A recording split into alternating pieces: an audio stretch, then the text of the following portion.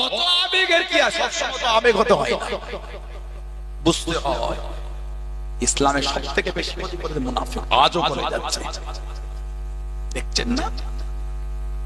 সবার মুখে কথা, ওটা এই ওটা ওই, বড় বড় লোক যাদের বলার নাই তারাও বলছে, মানে কি লেজে পা পড়ে গেছে। যাদের মুখ থেকে কোন বলার নাই তারা ওটার বিরোধী করছে, মানে লেজে পা পড়ে গেছে। বাকি যে আমি বললাম না, আপনারা বুঝে না, সব জিনিস বলতে হয় না, কিছু কিছু বুঝে নিতে হয়। কঠিন অবস্থা, যাত্রার পিছনে হই হই করে ছুটতে হয় না। কতজন আছে জানেন? আল্লাহ মাফ করে, মানুষ আমাদের করলে আবেগ, আমাদের এই প্রেম আবেগ দিয়ে খেলছে, এদের মধ্যে সব সেটিং হয়ে আছে। ইমামরা মসজিদ থেকে উপর বক্তব্য দেয় না, জম্মতে নিরীহ, অন্তর, নম্র, সভ্য, দিনের নূর আছে, আল্লাহ পাক ওনাদের বিনয় করে দিয়েছে। সুবহানাল্লাহ।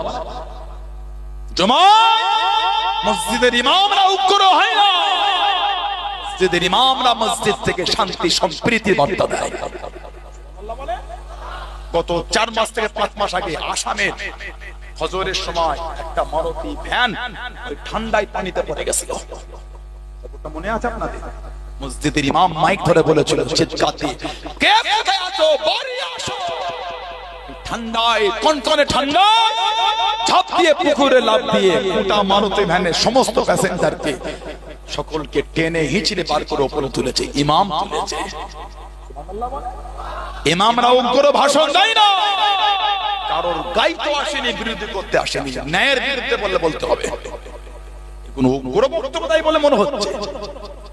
ইমামদের কথা আল্লাহ তাদের সম্মান দিয়ে ইমামদের সাথে বিয়াদবি করলে মুসল্লিদের অপমান হয়ে গেল। তো আপনি উগ্র ইমামের পিছনে নামাজ পড়েন, কথা বলেন, অভদ্র ইমামের পিছনে নামাজ পড়েন না, না, আমরা তাদের পিছনে নামাজ পড়ি যাদের অন্তরে আল্লাহর দ্বীনের ইলমের নূর বহন করছে। ইমামরা উগ্র নয়, ভুল যেটা ভুল, আমার দ্বারা হলো কান ধরে আমাকে মাপ চাইতে হবে। কথা ঠিক না? কি হচ্ছে গুলো? আল্লাহ কোরআন শেষ হয়ে যাবে, অন্য কিছু শেষ হবে না। মাযাকে গুলো, মাযাকে গুলো, মানুষকে দেখে বোঝে এটা আল্লাহ। মাযাকে গুলো, আল্লাহ হাওলা ওয়ালা কুওয়াতা ইল্লা বিল্লাহ। আমি কারো বিরোধী করতে আসি, আমাকে জীবনে দেখেছে রাজনীতি বক্তব্য আমি পছন্দ করি না, কিন্তু শরীয়ত যেখানে লঙ্ঘন হচ্ছে ওখানে বলাটা আমাদের জন্য ফরজ, বলতেই হবে আপনাকে। আমি কারো বিরোধী করতে আসি, কেন বিরোধী করব? এটা শরীয়তের রাস্তা, ওটা অন্য রাস্তা। রাস্তা যখন ভিন্ন, অ্যাক্সিডেন্ট হবার, টক্কর হবার কোনো ব্যাপার নেই, ঠিক না? ভুল বলছি? রাস্তা যখন আলাদা, অ্যাক্সিডেন্ট হবার কোনো ব্যাপার নেই, তাহলে আমি কেন করব? তিনি তার রাস্তায় চলছে, আমরা আমাদের রাস্তায় চলছি। কিন্তু শরীয়ত যেখানে অপমান হয়ে যাচ্ছে, মানুষ হয়ে যাচ্ছে আল্লাহ, আল্লাহ আমাদের হেফাজত করে, বলেন আল্লাহুম্মা আমিন। আল্লাহ আমাদের মরণ পর্যন্ত ঈমানের জায়গায় আল্লাহ কায়েম রাখে, বলেন আমিন। আল্লাহ আমাদের সকলের খাতেমা বিল খায়র নসিব করে, বলেন আমিন। এই খাতেমা বিল খায়র নসিব হওয়াটা অনেক বড় নিয়ামত। মৃত্যু যদি ঈমানের সাথে না হয়েছে, সারা জীবন মসজিদে সিজদা দিয়েও লাভ নেই। মৃত্যু চাইবেন ঈমান, সবসময় এই দোয়াটা চাইবেন, আল্লাহ তুমি আমার মরণটা ঈমানের সাথে দিও। আল্লাহ ঈমান নিয়ে যদি মরতে পারেন, জাহান্নাম খেটেও আল্লাহ নাজাত দেবেন। ঈমান যদি না নিয়ে মরতে পেরেছেন, জান্নাতের কোনো আশা নেই। ভাবছেন হুজুরটা কারো বিরোধী করছে, না, বিরোধী করেনি। ফরজ সুন্নাত হাত তুলিয়েছো, এখন গান হচ্ছে, ওটাও বলি আমি কারো বিরোধী পক্ষ নয়। আর ইমামদের সম্মান করলে আমরা অপমান হয়ে যাব। তো আচ্ছা, ইমামদের অসম্মান করলে আমরা অপমান, ইমামদের সম্মান দিলে এলাকার সমাজের লোকেদের সম্মান দেওয়া হবে।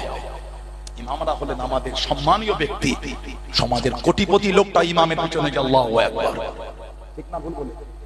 তাহলে আমার ভাইয়েরা, বাপজানেরা, জোশে পড়ে হুঁশ হারাতে হয় না, কিছু হলে হই হই করে ছুটতে হয় না, একটু দেখতে হয় কি হচ্ছে গুলো। কথা বুঝলে? এগুলো আলেমদের কাঁধে দায়িত্ব, এগুলো বলতে হবে। এগুলো আলেমদের কাঁধে দায়িত্ব বলতে হবে। দুনিয়া যদি 20টা লোক চটে যায়, চটতে দেয়, আল্লাহ আল্লাহ রাসূল না নারাজ হয়ে যায়। দুনিয়ার 50 জন চটে গেছে, কথা বলে না, ছেড়ে দেয়, ফিরেও দেখবে কি করবো না বললে, আল্লাহ তুমি নারাজ হয়ে যেও নি, আল্লাহ ইয়া রাসূলুল্লাহ আপনি নারাজ হয়ে যান না, ইয়া রাসূলুল্লাহ আল্লাহ আল্লাহ রাসূল যদি আমাদের উপর খুশি থাকে, গোটা পৃথিবী নারাজ হলে কিছু করতে পারবে না। ঠিক না ভুল বলেছি? সব সময় মাথায় রাখবেন আমার ভাইয়েরা, বাপজানেরা।